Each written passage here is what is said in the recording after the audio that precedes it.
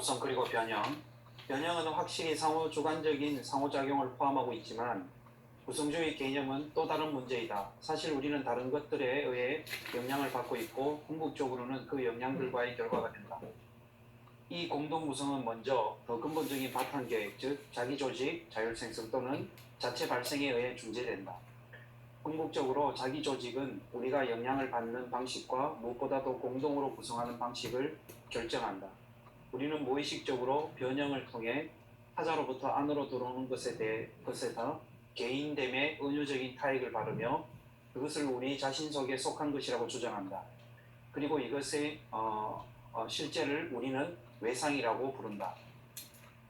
여기서 좀 보셔야 될 부분은 공동 구성이다라고 할 때 상호 주관적인 입장은 우리가 충분히 이해를 하는데 상호 주관적이지만 같은 상황에서도 이 자기 조직이 다르면 어떤 모습으로 이게 소화되는가가 다르다고 하는 거죠. 그래서 단순하게 그냥 상호작용이라고만 보지를 않고 여기 자기 조직이라는 개념, 자율생성이라는 자체 발생이라는 개념을 통해서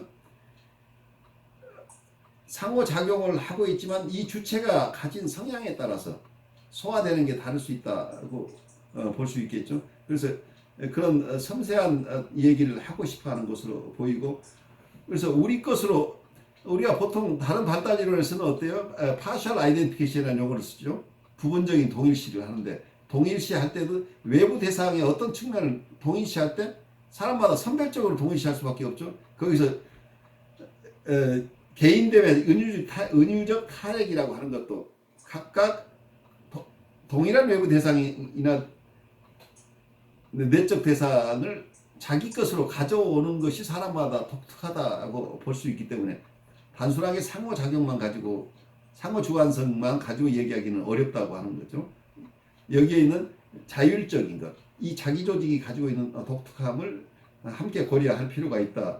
그래서 어떤 면에서는 외부에서 오는 영향들 자기 것으로 가져오게 되면 이게 이제 이미 자기 것으로 되는데 이게 자기 것으로 소화되지 않은 경우가 외상이다. 이제 이렇게 정의를 하고 있는 거죠. 변형의 모델로서의 소화관 모델 대 시냅스 모델. 변형의 개념 궁극적으로 담는 것, 담기는 것, 이론과 거기에 동등한 중요성을 획득하게 될 것이다. 그러나 변이 O를 포함하는 것으로 확장한 변형 개념은 존경받지 못하는 운명에 처할 수도 있다. 런던 클라인 학파들 사이에서 그런 일이 일어났다. 그는 변형이라는 아이디어를 담아내기 위해 두 개의 모델을 사용했다. 소화관 모델과 시냅스 모델을 혹은 접촉 장벽 모델이 그것이다. 여기서 여러분 주의를 좀 상기시키고 싶은 거, 아까 이 전 용 시간에서 우리가 마지막에 어떤 치료의 마지막 과정에 트랜스포메이션이라는 얘기를 했었죠. 아까 거기서는 우리말로 변환이라고 통해 번역을 했었던 것 같은데 여기서 용이 얘기했던 트랜스포메이션이라고 하는 건 굉장히 중요한 요소로 썼었는데 여기 비온도 마찬가지로 이 트랜스포메이션을 이 개념을 가지고 굉장히 이론을 심화시키고 있죠. 그래서 명백하게 드러난 것은 본인들이 이제 비온이 내가 융으로부터 이것을 영향을 받아서 이 이론을 주창한다고 한 것 같지는 않지만 실제적인 내용을 보면 제가 봐서는 분석가끼리의 영향으로 봐서는 비온이 융의 영향을 굉장히 많이 받지 않았을까 싶어요. 그런 쪽에서 이 두 개의 과목을 여러분이 동시에 공부해 나가는 게 필요하다는 얘기예요. 그래서 첫 번째 모델 소화관 모델. 소화관 모델에서 사고는 음식에 비유되고 정신은 위와 창자를 포함하는 소화관에 비유된다. 그 기관은 변형을 가져오는 소화 또는 신진대사를 수행함으로써 음식을 기본 요소들로 바꾸며 그럼으로써 몸의 세포 안으로 흡수될 수 있는 양분이 되게 한다. 음식을 소화하지 못할 때 우리는 소화 불량을 경험한다. 사고를 음식에 비유한 이 비유의 의미는 명백하다. 비오는 소화 불량에 대해 다음과 같이 전술한다. 잠을 자는 환자가 공황 상태에 빠지는 것은 그가 악몽을 꿀 수 없기 때문이다. 그는 깨어 있을 수도 없고 잠을 잘 수도 없다. 그는 이미 오래전부터 정신적 소화불량을 갖고 있었음이 분명하다. 다른 말로 여기서 악몽으로 예시된 정신적 소화불량은 사고를 위한 음식, 생각하는 자가 없는 사고, 라는 사려 깊게 처리되지 않은, 즉 변형되지 않은 결과이며, 따라서 환자는 진실에 굶주린 채 베타 요소들의 소화불량으로 인해 고통받는다는 것이다. 두 번째, 시냅스 모델. 비오는 시냅스를 접촉장벽 그리고 또는 분기점과 연결시켰다. 그는 프로이드가 말한 의식체계와 무의식체계 사이의 억압장벽을 양방향으로 기능하고 양쪽에서 오는 요소들이며 스며들 수 있도록 선택적으로 호영하는 접촉장벽으로 대체했다. 그러나 우리의 목적을 위해 더 중요한 점은 시냅스의 속성과 기능이 양태이다. 전 시냅스막은 시냅스 안에 있는 신경전달 물질의 강화작용을 이끌어내고 그것은 다시금 후 시냅스막을 자극하고 강화한다. 여기서 중요한 패러다임의 차이가 있다. 후 시냅스막은 항상 이미 최초의 그리고 최여기화하는 신경 충동에 의해 전달되는 메시지를 예상하는 신경 전관념을 담고 있다. 이 양태는 연속성 안에 단절이 포함되어 있다는 점에서 소화 양태와 다르다. 하나의 비유로서 이 양태는 두 개인들 사이에 투사적 전이 동일시 과정 안에 있는 신호 유도에 적용된다. 변형의 두 팔. 베타 요소는 두 개의 다른 원천에서 나온 복합체를 가리키며 두 측면은 모두가 변형을 거친다. 후자의 경우 감각에서 파생된 베타 요소가 변형적 순환을 통해 알파 요소에 도달하고 그 다음에 마음의 다른 측면들에 배치되는 반면 전자의 경우 타고난 그리고 또한 획득한 전관념들이 변형을 거쳐 관념으로 실현된다. 이 책이 아주 재밌는 현상을 발견했는데 오늘 아침 수업을 하면서 내가 가지고 있는 교과서도 한글본인데 한글본이 아마 초판이었던 것 같아. 전에도 그런 현상이 있었는데 뭔가 앞뒤가 뒤집어진 경우가 있었는데 나중에 여러분들이 가지고 있는 것을 들으니까 내가 이게 이 납득이 안 갔던 부분이 이미 교정돼서 나온 후판이 있었던 것 같은데 여기도 지금 후자 전자로 이렇게 나오고 있는 게 내가 가지고 있는 책에는 전자 후자로 나와요. 그래서 내가 아주 고심을 하다가 영문본을 보니까 영문본도 전자 후자로 나와요. 그렇다면 영문본이 전자 후자로 나온다는 게 그로트슈타인 자체가 잘못 쓴 거예요. 그래서 그걸 번역하다 보니까 한글 처음 나온 번에는 전자 후자로 나와요. 근데 전자 후자로 하면 그 이전에 얘기했던 것을 뒤집어 놓은 거기 때문에 뜻이 통하지 않아서 내가 아주 고심을 하고 이걸 여러분들에게 어떻게 알려줘야 될지 고심하고 있는데 오늘 아침에 이 얘기를 하니까 제 책은 그렇지 않은데요. 후자가 전자 이렇게 돼 있다고. 그래서 이 비온을 이해하는 그로트슈타인이 자기 글을 쓰다가 비온의 것을 거꾸로 뒤집어서 얘기를 한 경우가 발생하면 또 번역자가 그것도 똑같이 그걸 따라가고 그런데 나중에 여러 가지 보니까 도저히 납득이 안 가는 오류가 나와서 아마 번역자가 그로트슈타인에게 물어본 것 같아요. 난 잘 모르지만 그래서 그로트슈타인이 내가 잘못했다고 얘기가 돼서 아마 한글본이 교정이 돼 나온 것 같아요. 근데 그 과정 속에서 이런 것이 곳곳에 보이다 보니까 사실은 내가 이 책 여러분들에게 잘 소개하기 위해서 읽는 과정이 굉장히 어떨 때는 고통스러워요. 좀 사람들이 좀 잘 썼으면 좋은데 나는 굉장히 라지컬한 사람이거든요. 이 책을 볼 때는 내가 이 라직이 통하지 않는 것은 내가 못 견디는 버릇이 있어가지고 나의 강박을 건드리는 이런 측면이 이 책이 가끔 있는 것 같아요. 우리 그 다음으로 가죠. 네, 상수의 문제. 따라서 변형은 사고를 위한 음식이 그것의 기본 요소들로 해체되고 체내에 흡수되기에 더 적합한 요소로 재구성되는 과정을 포함한다. 비온의 사고에서 변형은 인간의 마음이 계속되는 내적 및 외적 경험의 사실 자료들을 스캔하는, 적극적으로 관찰하는 과정들과 그 사실들 대상을 안으로 들이기 위해 동화 적응서와 등의 무의식적으로 처리해내는 과정들에 의해 특징지어진다. 그렇다면 변하지 않고 남아있는 상수는 어떤 것인가? 비오는 사고를 위한 음식에서 궁극적인 상수는 정서, 즉 궁극적으로 정서적 관계에 대한 진실이라고 본다. 다른 말로 하면 이성이 정서의 노예이듯이 정서는 진실의 노예이다. 따라서 진실은 상수이고 정서는 그것의 매개물 또는 담는 그릇이다. 네. 변형의 관점, 정서의 변형에 대한 대비적 초고. 우리의 숨은 화가는 삶의 실존적인 조립 라인과 상관없이 허구와 진실 사이에 적절한 각도와 관점과 비율과 혼합률을 얻기 위해 밤낮으로 그림을 그린다. 결과적으로 우리가 보고 듣고 냄새 맡고 만지고 생각하고 느끼는 모든 것이 하나의 예술 작품을 구성한다.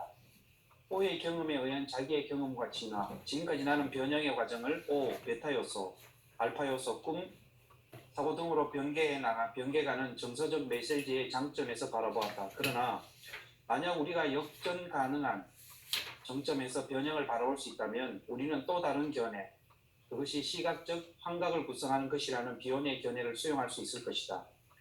진실은 변형될 수 없는 O의 눈 멀게 하는 광채를 가리기 위해 요가체계를 사용함으로써 일련의 변형을 거친다.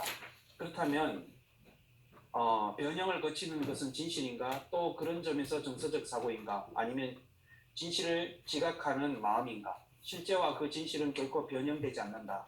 단지 수용하고 관찰하는 우리 마음, 즉 우리의 언어장치가 변형된다.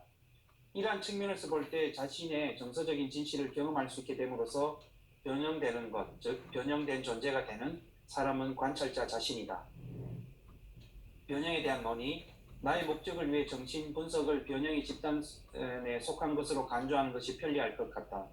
경험이나 시련은 본래 그림을 그리는 주체인 화가의 경우에는 그림에 의해 그림으로 변형되고, 정신분석가의 경우 환자를 분석하는 그의 경험은 분석에 의해 정신분석적 서술로 변형된다.